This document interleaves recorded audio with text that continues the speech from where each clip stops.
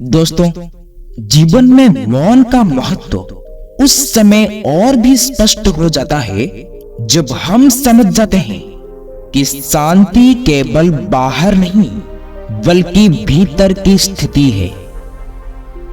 गौतम बुद्ध ने मौन को एक शक्तिशाली साधन के रूप में प्रस्तुत किया, जो न तो केवल आत्मनिरीक्षण का माध्यम है बल्कि वो शक्ति भी है जो दूसरों को हमारी ओर खींचती है। जब हम चुप रहते हैं तो हमारी उपस्थिति बोलती है और लोग हमारे पास आते हैं, हमारी शांति और संतुलन से प्रभावित होते हैं।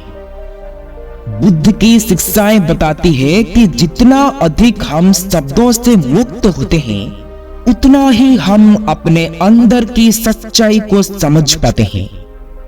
दोस्तों, प्राचीन समय की बात है, गौतम बुद्ध अपने शिष्यों के साथ एक हरे भरे शांत जंगल में ठहरे हुए थे।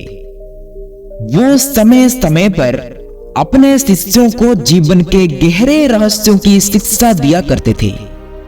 एक दिन बुद्ध ने मौन का व्रत धारण किया।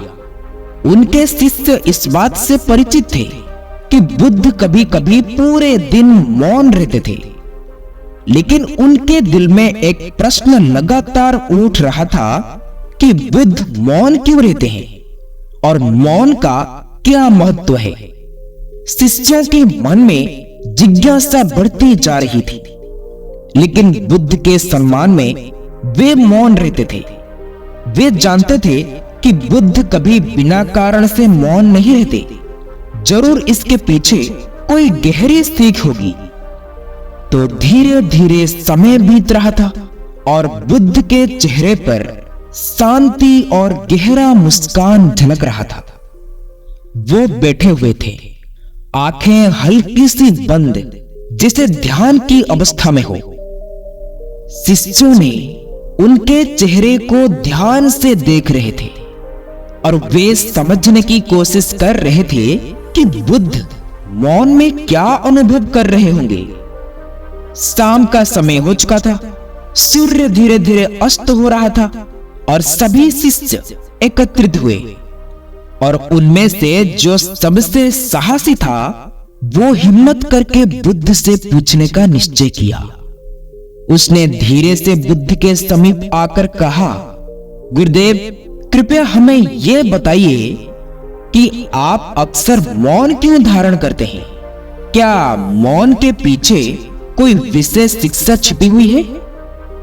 बुद्ध ने उसकी ओर शांत दृष्टि से देखा, लेकिन कुछ भी नहीं कहा। वो अब भी मौन थे। शिष्य ने फिर से सवाल दोहराया, लेकिन इस बार भी बुद्ध ने कोई उत्तर नहीं दिया। अन्य शिष्य भी ये देख रहे थे। वे भी असमंजस में थे कि आखिर बुद्ध इस प्रश्न का उत्तर क्यों नहीं दे रहे हैं।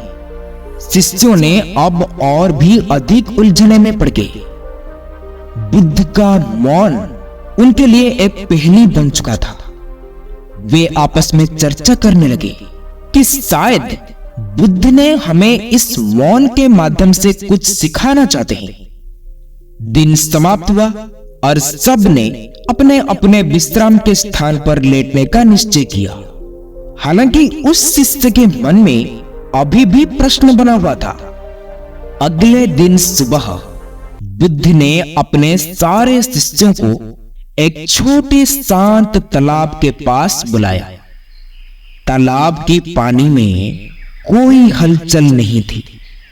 सूरज की सुनहरी किरण पानी पर गिर रही थी और वो भी एकदम शांत, निर्मल और साफ दिखाई दे रहा था। सभी शिष्य बुद्ध के चारों ओर बैठे और ध्यान पूर्वक देखने और सुनने के लिए तैयार थे। बुद्ध ने एक पत्थर उठाया और उसे तालाब में फेंक दिया। जैसे ही पत्थर पानी में गिरा, तालाब में लहरें उठने लगी, पानी में हलचल पैदा हुई और लहरें किनारों तक पहुंचने लगी। शिष्य ने ध्यान से उस दृश्य को देखा। शिष्य ध्यान से उस दृश्य को देख रहे थे। लेकिन वे ये समझ नहीं पा रहे थे कि ये मौन के साथ कैसे जुड़ा हुआ है। कुछ क्षणों के बाद जब पानी फिर से शांत हो गया, बुद्ध ने शांति से कहा, इस तालाब को देखो, जब तक इसमें कुछ नहीं गिरता ये शांत रहता है, लेकिन जब पत्थर गिरता है तब लहरें उठने लगती है। ठीक वैसे ही हमारा मन है। जब गहरी विचार या उत्तेजना हमारे मन में प्रवेश करती है तो हमारे विचारों में हलचल होने लगती है और हम अशांत हो जाते हैं। लेकिन जब हम मौन रहते हैं तब ये तालाब की तरह हम शांत हो जाते हैं। मौन वो स्थिति है जहां हमारे भीतर कोई हलचल नहीं होती और हम अपने वास्तविक स्वभाव को समझने लगते हैं। सभी शिष्यों ने ध्यान से बौद्ध की बात सुन रहे थे। उन्होंने ये महसूस किया कि मौन केवल बाहर की शांति नहीं है, बल्कि भीतर की शांति का प्रतीक है। बुद्ध ने आगे कहा, जब हम मौन होते हैं तो हम अपनी ऊर्जा को सुरक्षित रखते हैं। अधिक बोलने से हमारी ऊर्जा बिखर जाती है, लेकिन जितना कम हम बोलेंगे उतनी ही हमारी ऊर्जा महसूस होगी और उसे संभालना आसान होगा। बुद्ध ने अपनी बात को और स्पष्ट करते हुए कहा, जिस तरह तालाब का पानी शांत होता है, वैसे ही शांत मन दूसरों को भी अपनी ओर खींचता है। जब तुम चुप रहते हो तो तुम्हारे मौन से एक विशेष प्रकार की शक्ति उत्पन्न होती है जो लोगों को तुम्हारे तरफ आकर्षित करती है।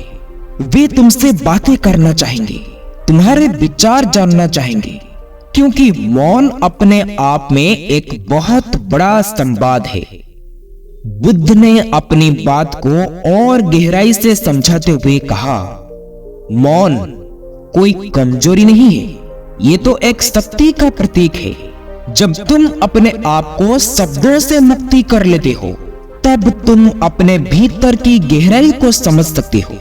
मौन तुम्हारे मन की शुद्धता को प्रकट करता है और वो शुद्धता लोगों को तुम्हारी ओर खींचती है। जितना तुम चुप रहोगे उतना ही लोग तुमसे जुड़ने की कोशिश करेंगे, क्योंकि वे तुम्हारी मौन की शक्ति से प्रभावित होंगे। शिष्य अब पूरी तरह से समझ चुके थे कि बुद्ध का मौन साधारण मौन नहीं था। ये मौन उनके भीतर की शांति का प्रतीक था और उसी शांति से लोग आकर्षित होते थे। बुद्ध का मौन उन्हें जीवन का एक नया दृष्टिकोण सिखा रहा था। शिष्य ने उस समय महसूस किया कि बोलने से ज्यादा महत्वपूर्ण सुनना है। सुनना अपने भीतर की आवाज को, सुनना उन संकेतों को जो मौन में छिपी होती है।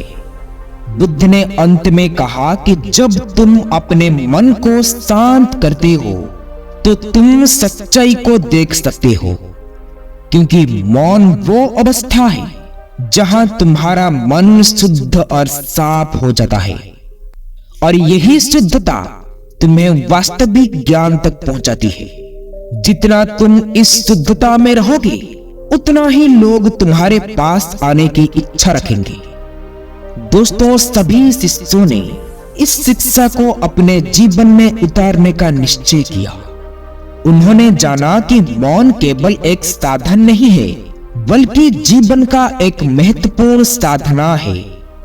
ये हमें अपने अंदर झांकने का अवसर देता है और दूसरों को हमारी भीतर की शांति से जोड़ता है।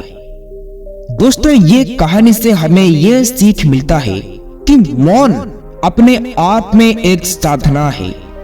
जब हम चुप रहते हैं तो हम न केवल अपने मन को शांत करते हैं, बल्कि हम दूसरों को भी शांति का अनुभव कराते हैं। जितना हम चुप रहते हैं उतनी ही हमारी ऊर्जा संचित होती है और ये ऊर्जा हमें जीवन में आगे बढ़ने की प्रेरणा देती है।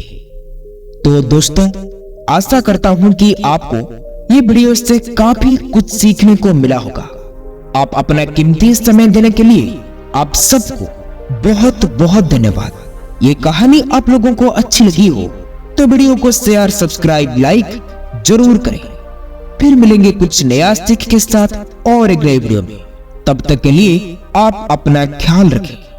नमो बुद्धाय। जय हिंद।